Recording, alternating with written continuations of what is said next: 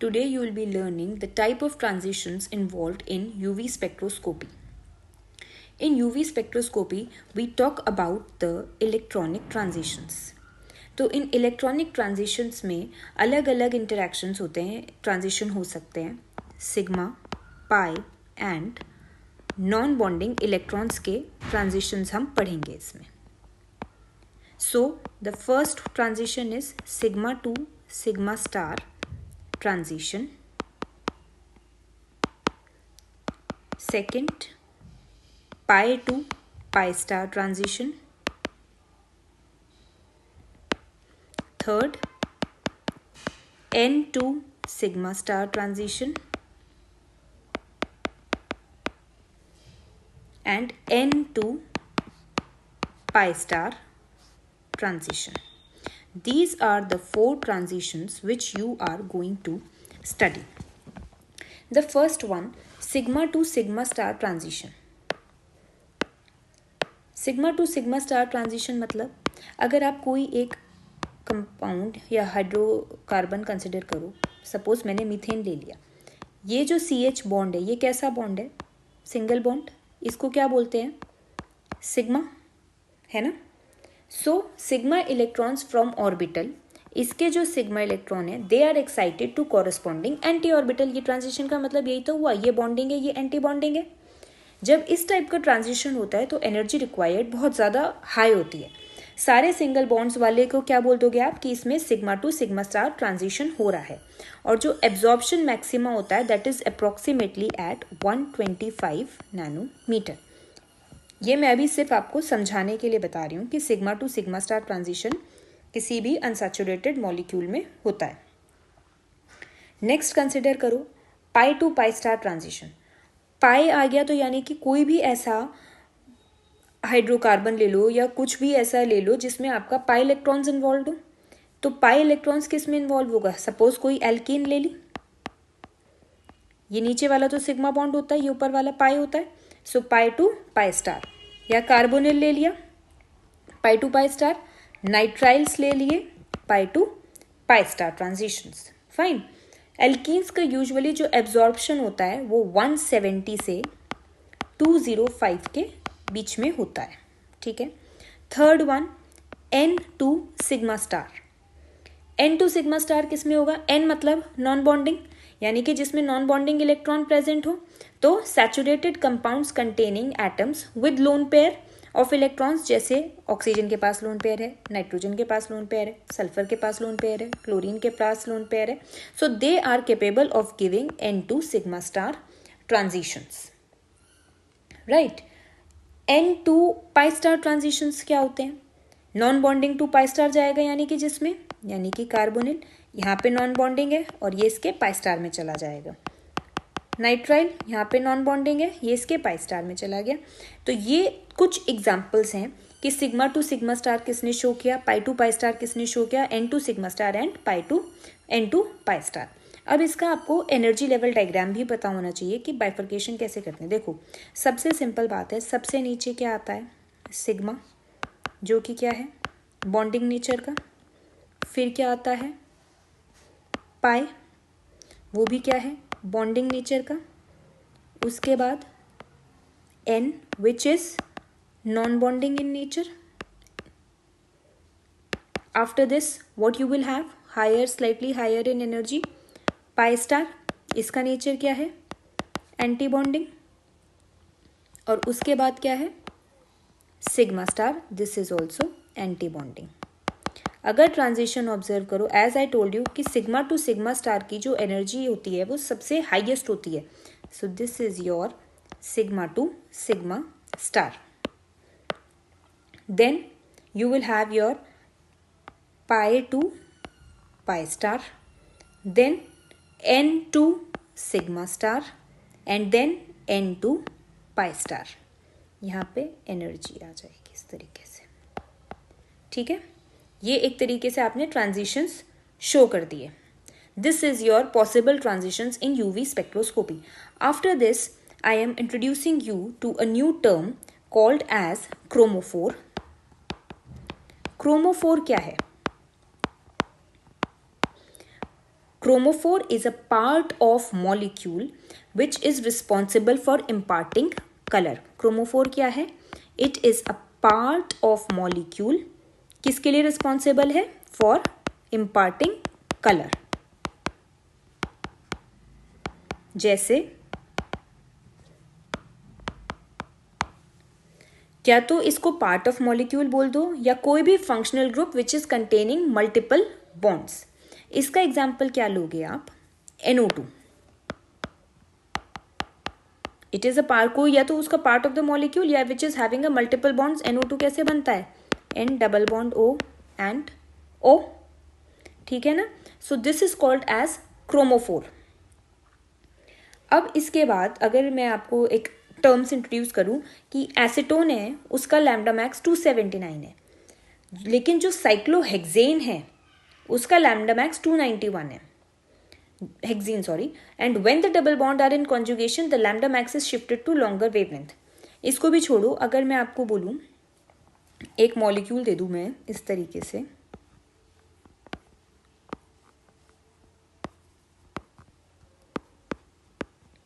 1 2 3 4 5 6 1 2 3 4 1 2 3 4 5 6 carbons and we have double bond like this. You tell me which will have the higher lambda value. देखो number of double bond same है, लेकिन इसके जो double bond हैं वो conjugation में नहीं है, लेकिन जो इसका डबल बॉन्ड है वो कॉन्जुगेशन में है. तो जैसे ही कॉन्जुगेशन में, इसका मतलब अगर मैं पूछूं this is A molecule, this is B molecule, so lambda max of B molecule is greater than lambda max of A molecule. ये क्रोमोफोर है अगर ये अटैच हो जाए किसी से. अब another term is your auxochrome. कि ऑक्सोक्रोम क्या होता है? The functional group which is attached to chromophore. हमेशा याद रखना ये क्रोमोफोर से अटैच होता है. Functional groups attached to chromophore which modifies the ability of the chromophore to absorb light and altering the wavelength और intensity. बढ़ा सकता है, घटा सकता है. ठीक है. Functional group with non-bonding electrons that do not absorb UV radiation in near UV region but when attached to chromophore alters the wavelength. इसको ऐसे समझो, मतलब जो मैंने बोला अब उसको आप समझने की कोशिश करो कि ये आपका बेंजीन है. ठीक है. इसकी लैम्डा मैक्स मैंने बता दिया आपको कि ये 255 नैनोमीटर है और ये फिनॉल है,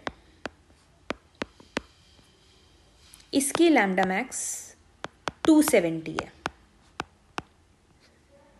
और ये एनिलीन है, इसकी लैम्डा मैक्स 280 नैनोमीटर है. This is benzene, this is phenol and this is aniline. अब आप मुझे ये बात बताओ कि जो लैम्डा मैक्स है वो ऐसे बढ़ती क्यों जा रही है? What is the reason? Simple सी बात है. This OH group is a auxochrome, this NH2 group is also a auxochrome. अब ऐसे समझो, देखो दोनों के पास लोन पेयर है, दोनों कॉन्जुगेशन में हेल्प कर रहे हैं, तो हम कैसे डिसाइड करेंगे कि एनिलीन का ज़्यादा होगा कि फिनॉल का ज़्यादा होगा? आप ये बताओ इलेक्ट्रॉन नेगेटिविटी किसकी ज़्यादा है? ऑक्सीजन की. जब ऑक्सीजन की इलेक्ट्रॉन नेगेटिविटी ज़्यादा है तो वो इलेक्ट्रॉन्स को देने में आनाकानी करेगा, नाइट्रोजन इजीली दे देगा. So more conjugation, easy conjugation in aniline as compare to phenol. और इसमें तो कोई, बेंजीन में तो कोई भी ऑक्सोक्रोम था ही नहीं, तो इसका तो 255 नैनोमीटर हो गया. एनिलीन और फिनॉल के केस में क्या रीज़न है? That nitrogen is less electron negative than oxygen, so it quickly gets involved in conjugation. Is absorption and intensity shift. इसमें आप 4 बातें पढ़ोगे. You need to know 4 things in this absorption and intensity shift. The first one, bathochromic shift. इसको red shift भी बोलते हैं. Second one hypsochromic shift, इसको blue shift भी बोलते हैं।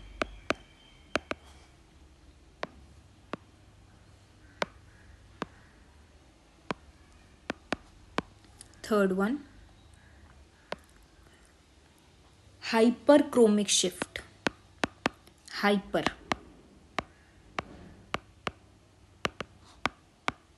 And the last hypo.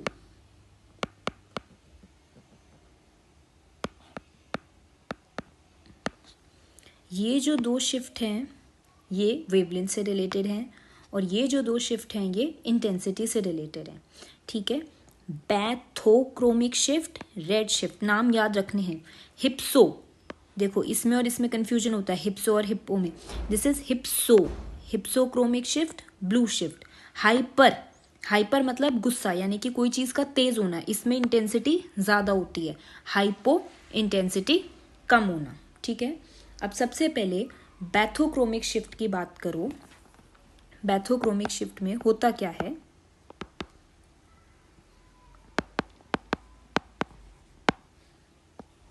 when the absorption maxima of a compound shifts to longer wavelength, जब भी longer wavelength की तरफ शिफ्ट होगा उसको बैथोक्रोमिक शिफ्ट कहते हैं। ये किसकी वजह से होता है? It is because of presence of an auxochrome या फिर चेंज ऑफ सॉल्ट। ठीक है, फॉर एग्जाम्पल अगर कोई ग्रुप जैसे OH, OCH3 इनको अटैच करते हैं तो जो वेवलेंथ है वो हायर रीजन की तरफ शिफ्ट होती है। जैसे इसमें आप एक एग्जाम्पल कंसिडर करो कि अल्कलाइन मीडियम में para nitrophenol shows red shift, ऐसे समझो ये पैरा पोजीशन पे नाइट्रोफिनॉल। ठीक है, अल्कलाइन मीडियम दिया। अल्कलाइन मीडियम देने का मतलब क्या है? OH माइनस बेसिक है, एसिडिक H प्लस को लेके चला जाएगा तो ये OH का यहाँ से H निकल जाएगा और ये O minus with this extended conjugation है ना। तो ये पैरा नाइट्रोफिनॉल था, इसका लैम्डा मैक्स 255 नैनोमीटर है। जैसे ही डीप्रोटोनेशन होता है, एक्सटेंडेड कॉन्जुगेशन हो जाती है, lambda max shifts towards the higher region which is 265 nanometre. So this is an example of bathochromic shift. Second क्या था? Hypsochromic shift. हिप्सोक्रोमिक शिफ्ट जिसको क्या बोलते हैं? Blue shift. इसमें क्या होगा?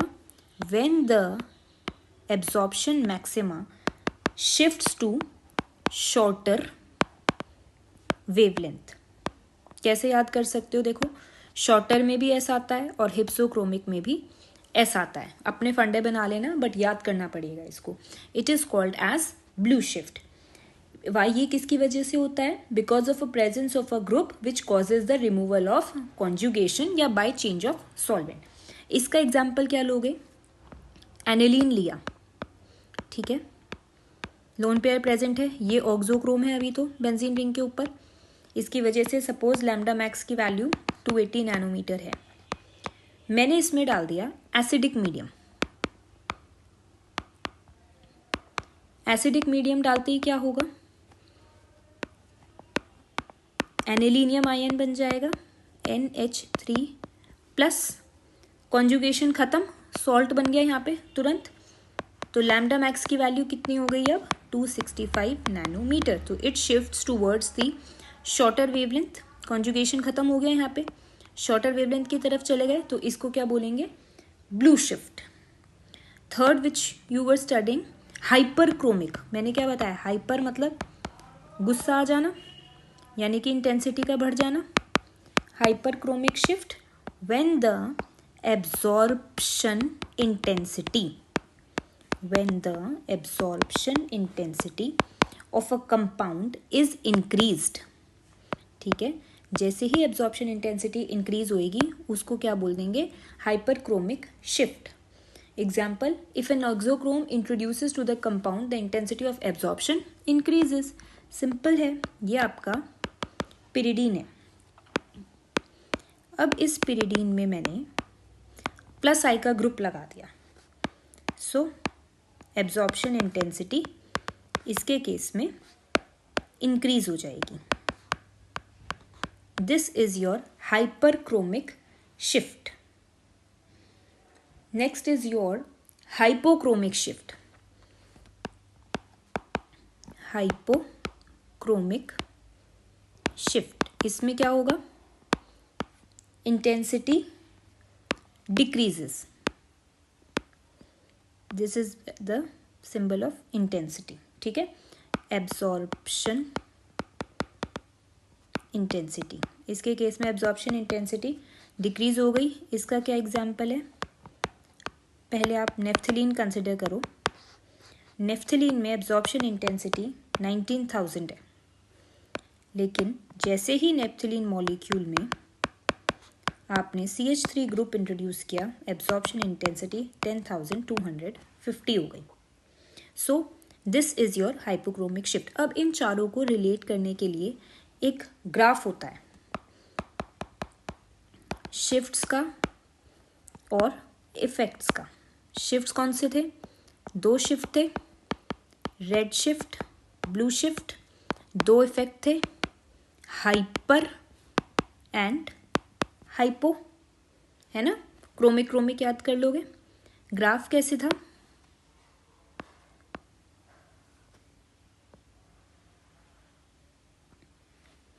यहाँ पे एब्जॉर्बेंस, यहाँ पर वेवलेंथ, दैट मीन्स ये लैम्डा है ना. ज़्यादा की तरफ कौन है, रेड शिफ्ट.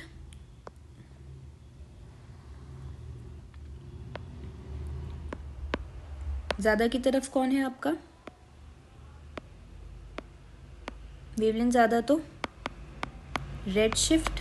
रेड शिफ्ट को क्या बोलते हैं, बैथोक्रोमिक, है ना. दूसरी तरफ क्या है आपका, वेवलेंथ कम होगी तो ब्लू शिफ्ट. ब्लू शिफ्ट को क्या बोलते हैं, हिप्सोक्रोमिक शिफ्ट. ये एब्जॉर्बेंस, ये इंटेंसिटी है. इंटेंसिटी के लिए क्या है, ज़्यादा होगा तो गुस्सा ज़्यादा, यानी कि हाइपर क्रोमिक. कम होगा तो hypochromic shift. Is it clear with you.